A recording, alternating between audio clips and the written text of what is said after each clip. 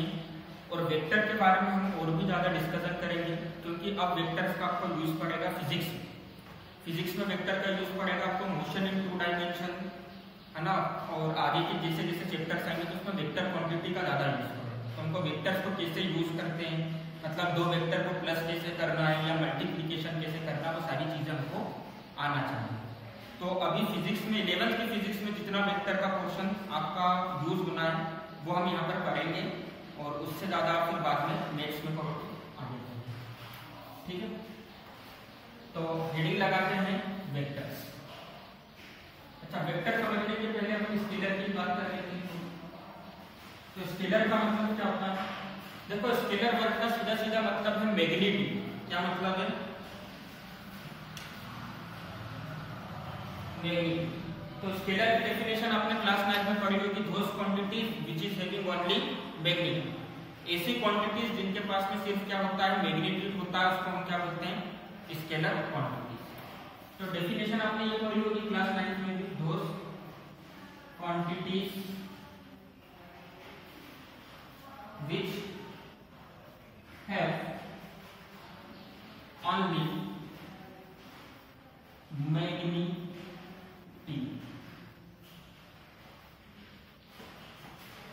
is called scalars, है ना। Simple सा बनाते हैं। फॉर एग्जाम्पल आप गए, है ना, किसी फ्रूट वाले की शॉप पर, आपने क्या बोला, भैया 1 दर्जन क्या देना, बनाना। आपने क्या बोला, 1 दर्जन।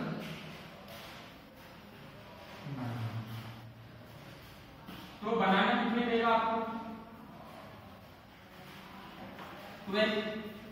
अब देखो यहाँ पर एक नंबर है। मैग्नीट्यूड का मतलब क्या होता है? नंबर।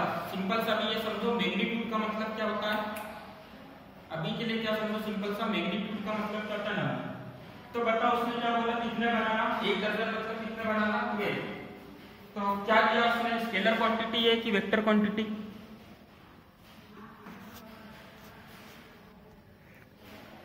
स्केलर क्वांटिटी है। क्यों स्केलर क्वांटिटी है? क्योंकि देखो उसमें 1 दर्जन बनाना चाहिए तो आपको 12 बनाना चाहिए, पर उसे डायरेक्शन बताइए कि 12 बनाना डाउनवर्ड डायरेक्शन में ले लो, 12 बनाना आप कहाँ ले लो, अपवर्ड डायरेक्शन में ले लो। कभी कोई ऐसा देता है ना? आप बनाना लेके जाते हो तो सिंपली आपको 12 बनाना दे देता है, 1 दर्जन मतलब 12 बनाना देगा। डायरेक्शन में देता है क्या कि आप 12 बनाना लो ईस्ट डायरेक्शन में, 12 बनाना लो वेस्ट डायरेक्शन में? नहीं। तो ऐसी फिजिकल क्वांटिटी जिनके पास सिर्फ क्या होता है, मैग्नीट्यूड होता है, मतलब जिनके अंदर सिर्फ क्या होता है, नंबर होता है। नंबर के साथ में यूनिट भी हो सकती है, तो उसको हम क्या बोलेंगे, स्केलर क्वांटिटी। जैसे मैंने आपसे पूछा यहाँ से भोपाल तक की डिस्टेंस कितनी, क्या पूछा मैंने, डिस्टेंस। तो आप क्या बोलोगे सर, 200 किलोमीटर। आपने सिर्फ मेरे को क्या बताया है,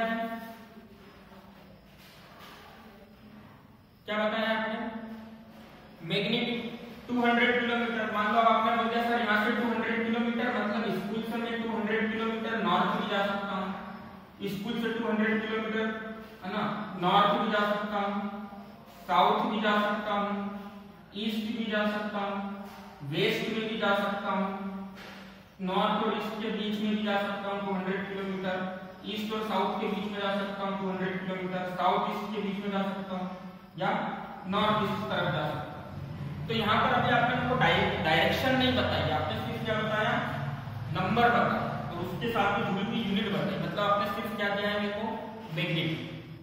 ऐसी फिजिकल क्वांटिटीज जिनके पास सिर्फ मैग्नीट्यूड होता है उसको हम क्या बोलते हैं, क्या बोलते हैं, स्केलर। अच्छा, आप डॉक्टर के पास जाते हो, डॉक्टर आपको देखते बोलता है 102 फ़ारेनहाइट टेम्परेचर देखते बोलता है आपको 102 फीवर, तो वो आपको ऐसा बोलता है 102 सर से लेके पैर की तरफ बुखार है, या 102 पैर से लेके सर की डायरेक्शन में बुखार है, ऐसा कुछ बोलता है क्या? नहीं।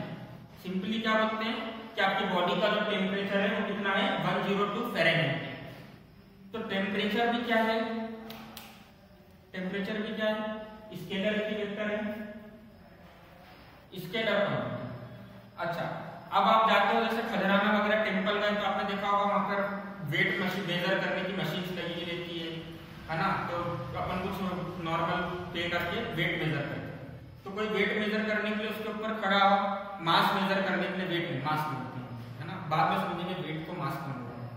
मास मेजर करने के लिए खड़ा हुआ, और मास मेजर करने के लिए खड़ा हुआ, उसके ऊपर मान लो आ गया 70 केजी। तो 70 केजी जो आया, यहाँ पे इसने डायरेक्शन बताई क्या, मशीन ने 70 केजी अपवर्ड की डायरेक्ट ऊपर की तरफ, 70 KG left hand side, 70 KG right hand side, ऐसा कुछ बताया क्या? नहीं। तो ऐसी फिजिकल क्वांटिटीज जिनके पास सिर्फ क्या होता है, मैग्नीट्यूड होता है, मतलब जो कि सिर्फ क्या बताते हैं, नंबर के फॉर्म में चीजों को बताते हैं, है ना, उनको हम क्या बोलते हैं, स्केलर क्वांटिटी, है ना। एग्जांपल क्या क्या हो जाएंगे स्केलर क्वांटिटी के? मैंने बोला स्कूल का एरिया 100 मीटर स्क्वायर, तो है ना, तो स्केलर के एग्जांपल क्या क्या हो जाएगा, एरिया स्केलर क्वांटिटी होता है। मैंने बोला मेरे घर का एरिया है 500 स्क्वायर फीट, 500 स्क्वायर फीट मेरे घर का एरिया है।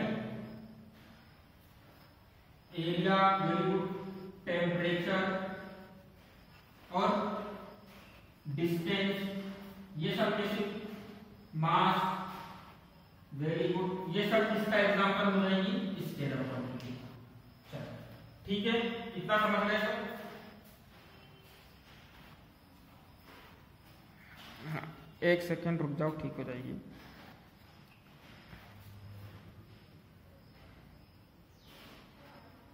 ना नेटवर्क का इशू, 2 मिनट रुक जाओ।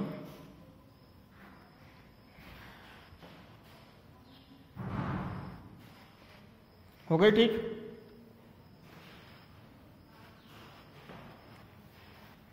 है ना, तो ये सब किसके एग्जाम्पल हैं?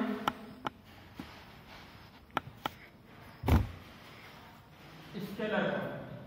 अब हम बात करते हैं वेक्टर्स की।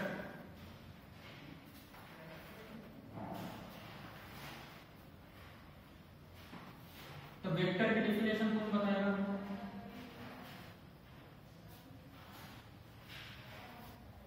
हाँ बताओ। बस यहाँ पे थोड़ी सी एक चीज, यहाँ पे थोड़ी सी एक चीज और ऐड कर दो, उसको 100% करेक्ट कर देंगे। आप क्लास 9 में पढ़ देते हो, है ना, क्या ऐसी क्वांटिटीज जिनके पास क्या होता है, विच हैव बोथ मैग्नीट्यूड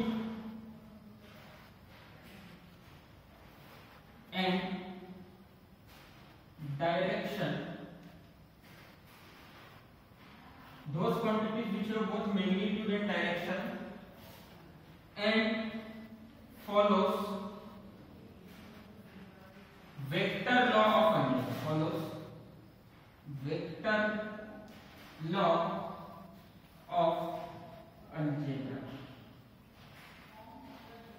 मतलब वेक्टर क्वांटिटी प्लस माइनस अलग तरीके से होती है ना। जैसे मान लो अगर आपके पास में वेइंग मशीन है, इसके ऊपर आपने एक वजन रखा जो कि 3 केजी का है,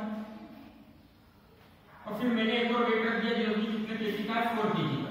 तो आप क्या बोलोगे सर टोटल वजन कितना हो गया, टोटल वजन कितना हो गया, 7 केजी। पर जब आप वेक्टर में ऐसा करने जाओगे कि वेक्टर 3 प्लस वेक्टर 4 करोगे, तो हो सकता है आंसर -1 भी आ जाए, हो सकता है आंसर 1 आ जाए, हो सकता है आंसर 5 भी आ जाए, बहुत सारी चीजें होंगी। मतलब डायरेक्टली इस तरह से आप वेक्टर को प्लस या माइनस नहीं कर सकते। आगे बात समझ में? वेक्टर क्वांटिटी का सिर्फ ये मतलब नहीं होता है कि जिसके पास मैग्नीट्यूड और डायरेक्शन हो। सबसे इंपॉर्टेंट पॉइंट क्या है कि वो क्या फॉलो करना चाहिए,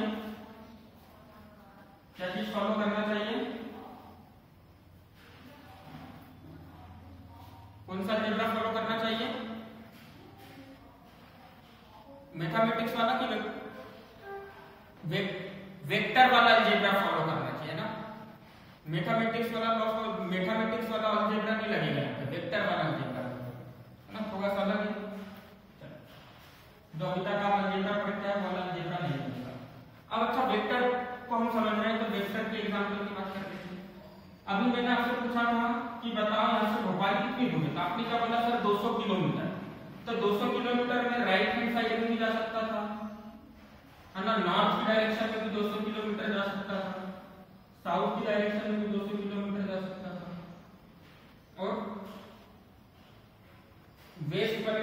भी 200 किलोमीटर जा सकता हूं। तो क्या एक चीज बताओ, सही जगह पर पहुंच पाऊंगा मैं इसे? मान लो भोपाल इधर है, इधर चलेंगे 200 किलोमीटर, गड़बड़ हो जाएगी ना, हो जाएगी प्रॉब्लम। तो मैंने पूछा थोड़ा सही से बताओ, तो आप में से किसी ने बोल दिया सर 200 किलोमीटर आप जाओ, पर यहां से साउथ की डायरेक्शन में, कौन सी डायरेक्शन में जाओ? साउथ की डायरेक्शन। तो अब ये क्या हो गया, पहले आपने पूछा था मैंने यहां से भोपाल कितनी दूर है, तो आपने क्या बोला था सर 200 किलोमीटर। अब मैंने आपसे पूछा तो आपने क्या बोला सर 200 किलोमीटर साउथ, मतलब इधर की तरफ जाना है उसको, साउथ की तरफ। तो अब आपने हमको डिस्टेंस बताया है, डिस्प्लेसमेंट बताया है,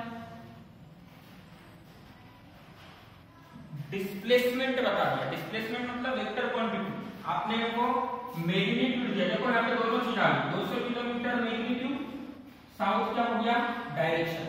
तो अब मैं ईस्ट में नहीं जाऊंगा, नॉर्थ में नहीं जाऊंगा, वेस्ट में नहीं जाऊंगा, मैं कहां जाऊंगा? यहां से मेरी बाइक चालू करूंगा या कार चालू करूंगा, कहां जाऊंगा? डायरेक्ट 200 किलोमीटर साउथ में। समझ गए? आगे बात समझ में है ना? अच्छा, सबसे बेसिक एग्जांपल देखते हैं। आप लोग जैसे कहीं नई जगह जाते हो, जैसे मान लो उज्जैन में, जिनमें आपको महाकाल मंदिर का रास्ता नहीं पता है ना, तो आप क्या करते हो? आजकल गूगल मैप्स चालू कर देते हो। तो गूगल मैप सिर्फ आपको डिस्टेंस बताता है, सिर्फ मैग्नीट्यूड बताता है कि डायरेक्शन भी बताता है? क्या बोलता है? 100 मीटर स्ट्रेट चलिए। क्या बोलता है वो? 100 मीटर स्ट्रेट जाओ, मतलब 100 मीटर मैग्नीट्यूड हो गया, स्ट्रेट चलना क्या हो गया? डायरेक्शन। मतलब वो भी किस फॉर्म में बात कर रहा है? स्केलर की वेक्टर के फॉर्म में, वेक्टर के फॉर्म में बात कर रहा है ना? फिर क्या बोलता है? टर्न 20 मीटर लेफ्ट, 20 मीटर जाने के बाद किधर की तरफ मुड़ जाइए? लेफ्ट की तरफ। तो उसमें क्या बता दी? डायरेक्शन भी बता दी, मैग्नीट्यूड भी बता दिया, है ना? समझ गए सब? वेक्टर का मतलब ऐसी फिजिकल क्वांटिटी जिसके पास मैग्नीट्यूड भी है, डायरेक्शन भी है, और उसको हम प्लस माइनस किससे कर सकते हैं? सिर्फ वेक्टर अलजेब्रा से कर सकते हैं। किससे प्लस माइनस कर सकते हैं? अब वेक्टर क्वांटिटी के एग्जांपल कौन बताया? उसको पहला तो मैंने लिख ही दिया था यहां पर। एग्जांपल क्या हो जाएगा वेक्टर के? डिस्प्लेसमेंट, डिस्प्लेसमेंट से ही बनती है वेलोसिटी। देखो कितने एग्जांपल एक दूसरे से लिए। वेलोसिटी से बनता है एक्सेलरेशन, एक्सेलरेशन से बनता है फोर्स। अब बात आती है क्या वर्क डन स्केलर है कि वेक्टर?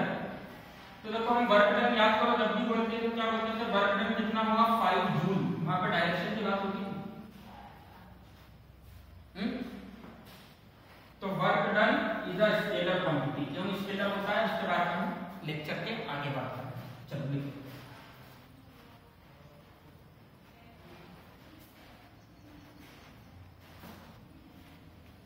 वेट क्या होता है?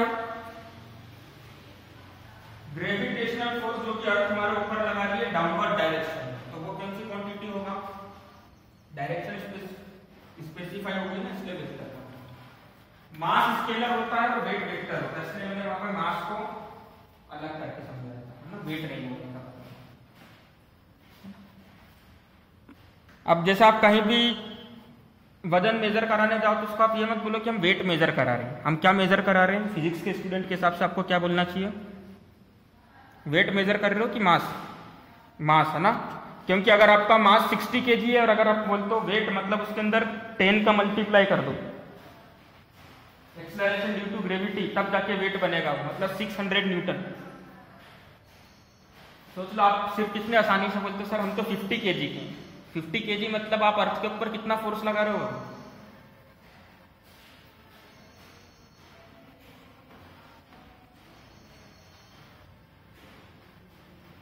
कितना फोर्स लगा रहे हैं अर्थ के ऊपर? 50 में किसका मल्टीप्लाई करोगे? 10 का, 10 की पावर सिर्फ 10 का। एक्सेलरेशन ड्यू टू ग्रेविटी, मास है आपके पास, एक्सेलरेशन ड्यू टू ग्रेविटी का मल्टीप्लाई 500 मीटर, है ना? चलो अब हम बात करते हैं अगली चीज, रिप्रेजेंटेशन ऑफ वेक्टर। ये जो वेक्टर होता है ये तो हमको पता चल गया कि वेक्टर नाम की जो चीज होती है उसके पास मैग्नीट्यूड होता है, डायरेक्शन होता है, दोनों होता है, पर ये दिखता कैसे है, इसको दिखाते कैसे है। तो अब हम बात करेंगे इसके लिए रिप्रेजेंटेशन ऑफ वेक्टर, है ना।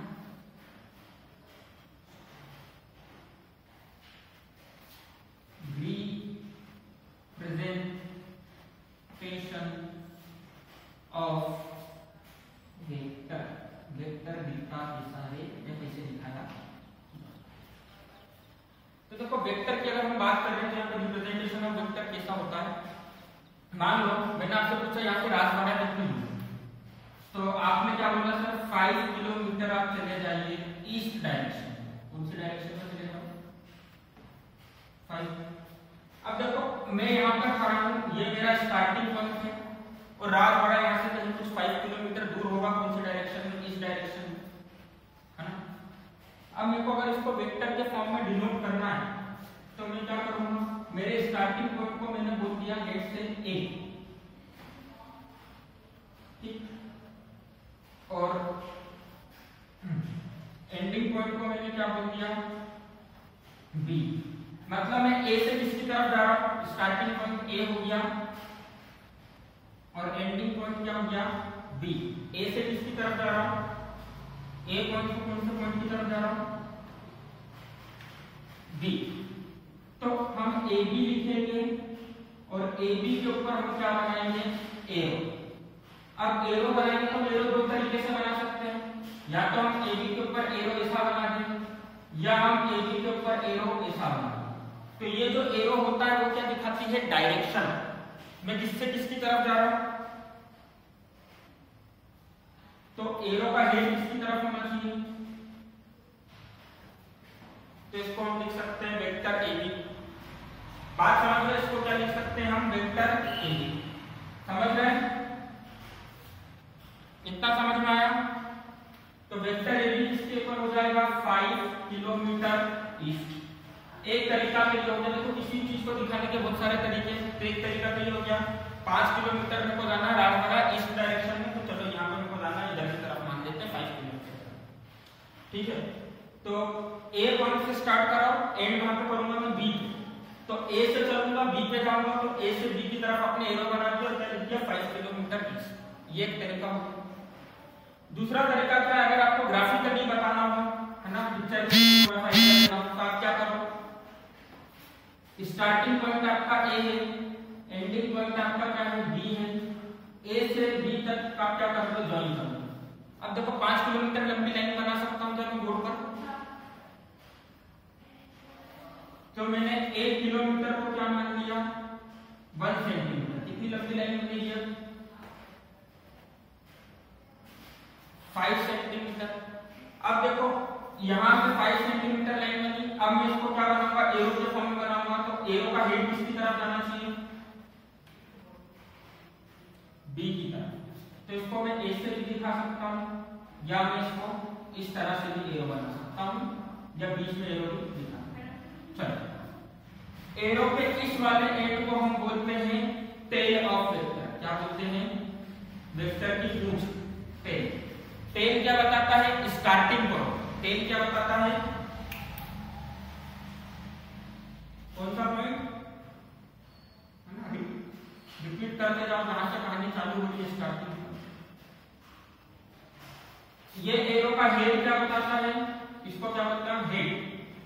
ये क्या बताता है एंडिंग पॉइंट। अच्छा ये एरो की जो लेंथ है वो क्या बता रही है,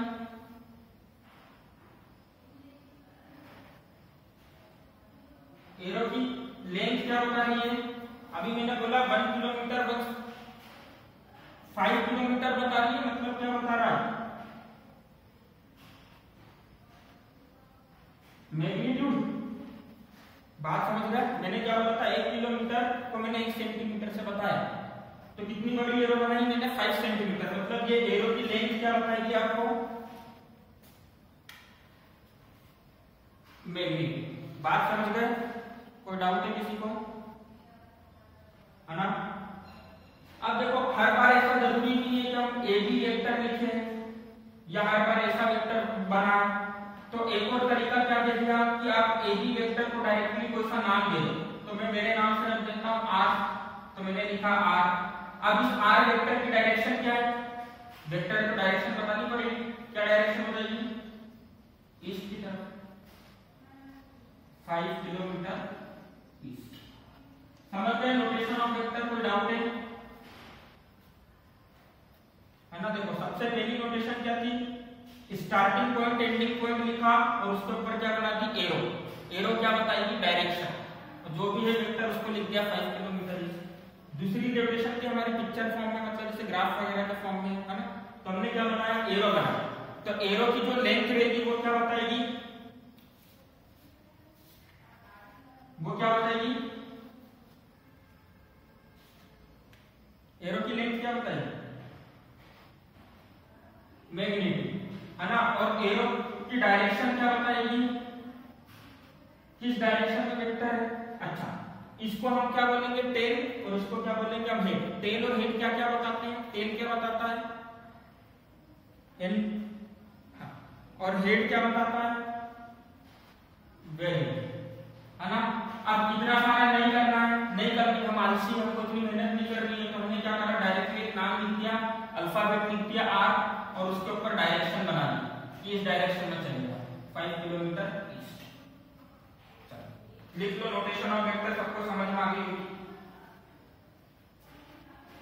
है ना? देखो बुक के अंदर क्या कर रखा उन्होंने, बोल्ड कर दिया, मतलब एरो वगैरह बनाने की जगह उन्होंने क्या कर दिया, डार्क लिख दिया, मतलब वेक्टर ए बी को डार्क करके लिख दिया। तो कोई दिक्कत नहीं, नोटेशन यही है, ठीक है? आप ऐसा करके आओगे, कोई गलत नहीं करेगा।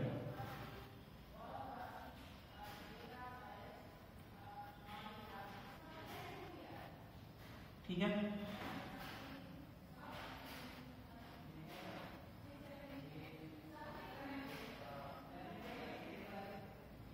रफ कर दूं,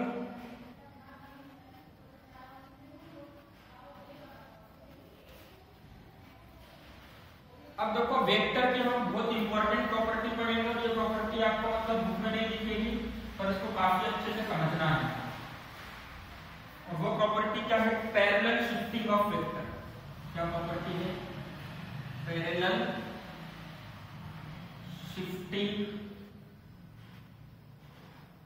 ऑफ वेक्टर। और पैरेलल शिफ्टिंग ऑफ वेक्टर क्या बताती है कि वेक्टर को हम पैरेलली प्लेन में कहीं भी मूव करवा लें तो उसकी डायरेक्शन में भी कोई चेंज नहीं आएगा, मैग्नीट्यूड में भी चेंज नहीं आएगा, इसका मतलब वेक्टर क्या रहेगा, सेम रहेगा। मान लो मैंने आपसे पूछा था राजवाड़ा की डिस्टेंस कितनी है, आपने बोला सर 5 किलोमीटर ईस्ट, तो ये मेरा इंडिया ओ पॉइंट जहां से मैं स्टार्ट करूंगा ओरिजिन, ये हो गया 5 किलोमीटर, और ये क्या हो गया, ए पॉइंट। तो इसको मैं लिख सकता हूं वेक्टर ओ ए, लिख सकता हूं, नहीं लिख सकता? अब मैं इसको इसी लाइन के अलावा आगे शिफ्ट कर सकता हूं, इस वेक्टर को उठा के मैंने इस लाइन के अलावा आगे ले गया, तो क्या वेक्टर में कोई चेंज आया, सोच के बताओ, क्या उसके मैग्नीट्यूड में चेंज आया, क्या उसकी डायरेक्शन में चेंज आया? इस वेक्टर को उठा के मैं इसे नीचे लिया, पैरेलली नीचे भी तो ला सकता हूं ना, पैरेलल लाइन नीचे की तरफ बना दी, अब नीचे की तरफ बना दी, क्या इसके मैग्नीट्यूड में चेंज आया, क्या इसकी डायरेक्शन में चेंज आया? तो वेक्टर सेम होगा कि अलग हो गया, सेम होगा। इसको उठा के पीछे ले जा सकता हूं, है ना? बोर्ड पे शायद दिखे नहीं आपको, पर क्या इसको ले जाके मैं इसे पीछे की तरफ ले जाऊं, इस तरह से दिख रहा है सबको? क्या वेक्टर में कोई चेंज आएगा?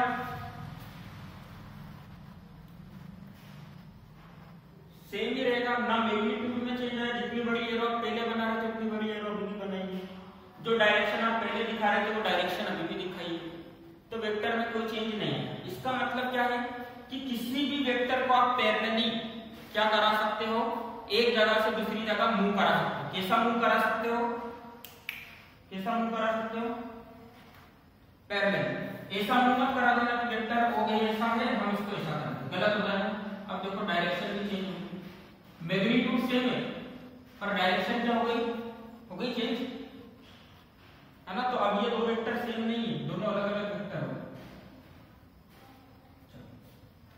अच्छा, क्या इस वेक्टर को उठा के मैं यहाँ पे ला सकता हूँ? सोच के बताओ।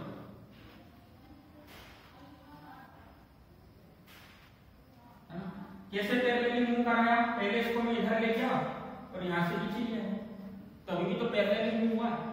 पहले इस वेक्टर को आगे बढ़ाया और यहाँ से पीछे लिया है, तो अभी भी सेम डायरेक्शन बता रहा है, सेम मैग्नीट्यूड है, मतलब सेम वेक्टर है, कोई दिक्कत नहीं। ठीक है, आगे बात समझ में। तो किसी भी वेक्टर को हम दो तरीके से मूव कराएंगे, या तो हम पैरेलली मूव कराएंगे, ऐसा ऊपर नीचे मूव करा दो पैरेलली, इधर लेफ्ट राइट, या हम इसको कैसा मूव कराएंगे, उसकी डायरेक्शन क्या है, इसकी डायरेक्शन किधर थी तो हमने इसको आगे बढ़ा दिया, या इसकी डायरेक्शन इस लाइन को फॉलो कर रही है, मतलब हम इसको पीछे की तरफ भी ले जा सकते हैं।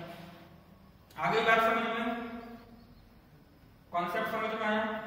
इसी कॉन्सेप्ट को हम बोलते हैं parallel shifting of vector. Rough कर दें।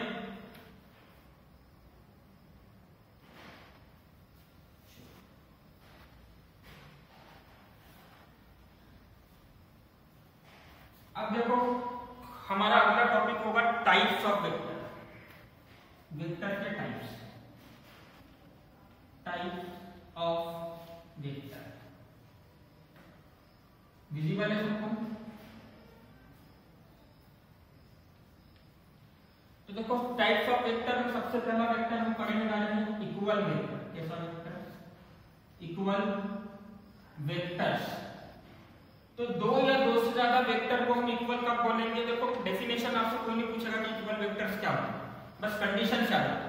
दो या दो से ज्यादा वेक्टर को हम इक्वल वेक्टर्स कब बोलेंगे? जब सेम मैग्नीट्यूड होगा वेक्टर्स का और क्या होगी? सेम डायरेक्शन, है ना। तो हम लिख लेते हैं same magnitude and same direction. तो लिख लो, इक्वल वेक्टर्स की डेफिनेशन क्या जाएगी? टू और more than two vectors are said to be equal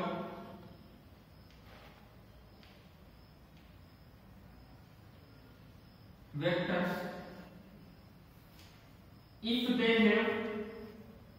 if they have same magnitude and same direction. If they have same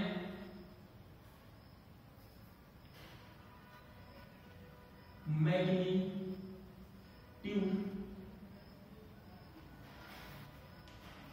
and direction। दो या दो से ज्यादा वेक्टर्स को हम इक्वल वेक्टर्स कब बोलेंगे? जब उनकी मैग्नीट्यूड और डायरेक्शन क्या होगी? सेम होगी। तो मान लो एक वेक्टर ये रहा O A, ठीक, एक वेक्टर है OA, मैग्नीट्यूड इस लाइन का 5 किलोमीटर। एक वेक्टर ये रहा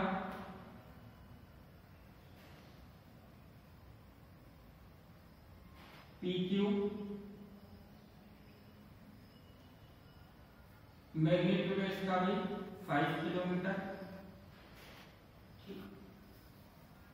और एक वेक्टर ये रहा RS, जिसका मैग्नीट्यूड है 5 किलोमीटर। बताओ कौन कौन से वेक्टर इक्वल के जाएंगे?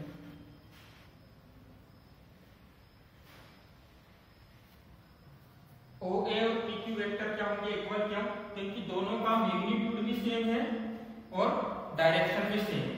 तो हम यहाँ पे लिख सकते हैं vector OA is equals to vector PQ, ठीक, but not equals to vector RS। Clear? समझ गए? चलो लिख लो।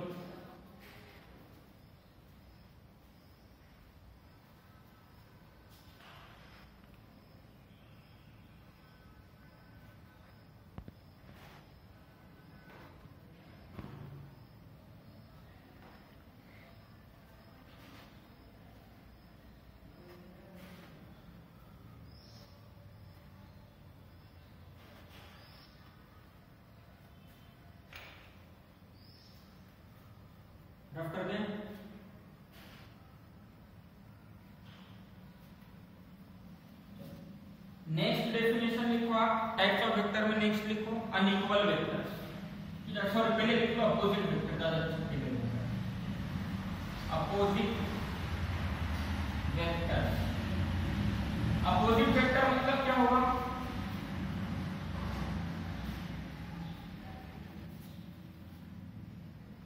Very good.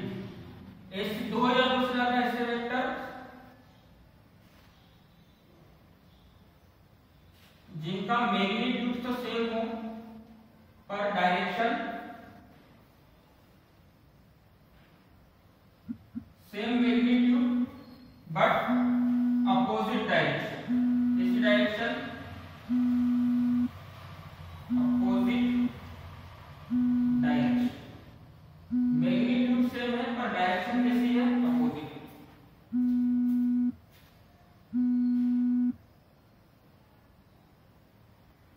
इतना क्लियर है सबको? बताओ यहाँ पे अपोजिट वेक्टर कौन कौन से हो जाएंगे?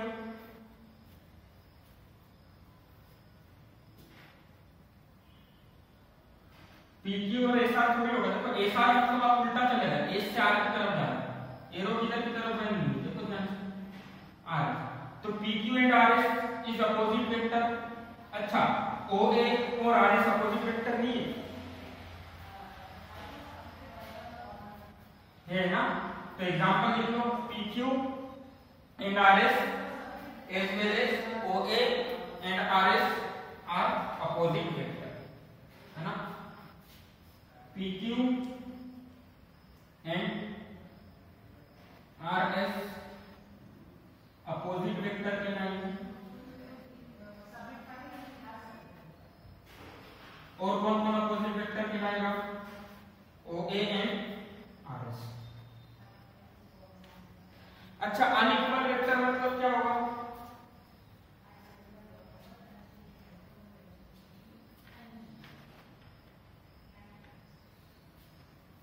ऐसे वेक्टर जिनका मैग्नीट्यूड भी अलग होगा और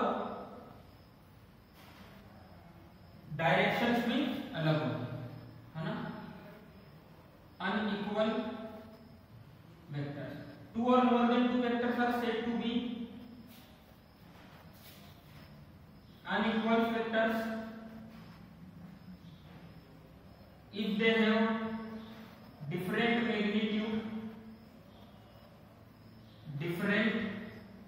magnitude and different directions।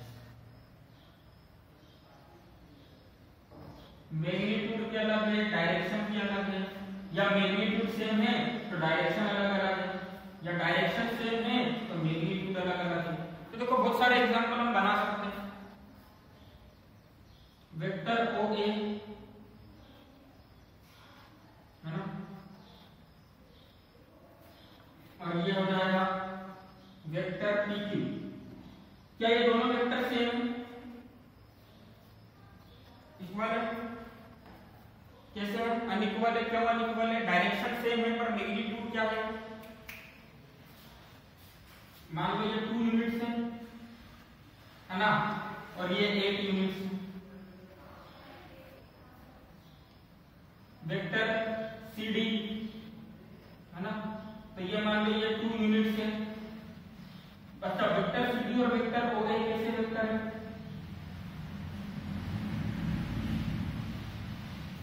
कैसे वेक्टर है? वेक्टर सी डी और वेक्टर ओ ए अनइक्वल।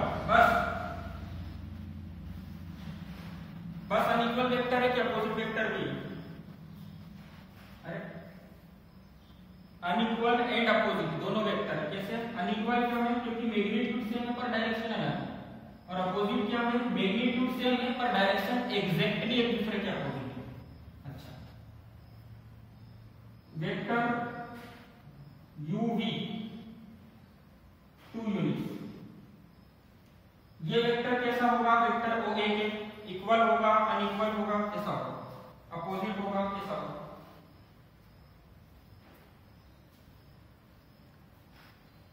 वेक्टर UV कैसा वेक्टर? वेक्टर UV, देखो वेक्टर UV अपोजिट वेक्टर के लिए क्या जरूरी है? कि डायरेक्शन एग्जैक्टली अपोजिट होना चाहिए। मैग्नीट्यूड दोनों का सेम है, पर क्या डायरेक्शन एग्जैक्टली अपोजिट है ना। तुम पैरेलल शिफ्टिंग से भी देखोगे तो इस वेक्टर को पैरेलल शिफ्ट करते करते इधर लिया इधर लिया इधर लिया इधर लिया, तो देखो इसकी डायरेक्शन ये ईस्ट में जा रहा है, ये कहीं साउथ और वेस्ट के बीच में जा रहा है, मतलब डायरेक्शन अलग अलग है, मतलब कैसा वेक्टर हो गया, अनइक्वल वेक्टर, है ना। चल, तो आज की क्लास हम यहीं पर एंड करते हैं। नेक्स्ट क्लास में हम सीखेंगे यूनिट वेक्टर क्या होता है, फिर position vector, displacement vector, resolution of vector, ये सारी चीजें हम पढ़ेंगे। तो आज की क्लास हम यहीं पर एंड करते हैं। Bye everyone, have a good day.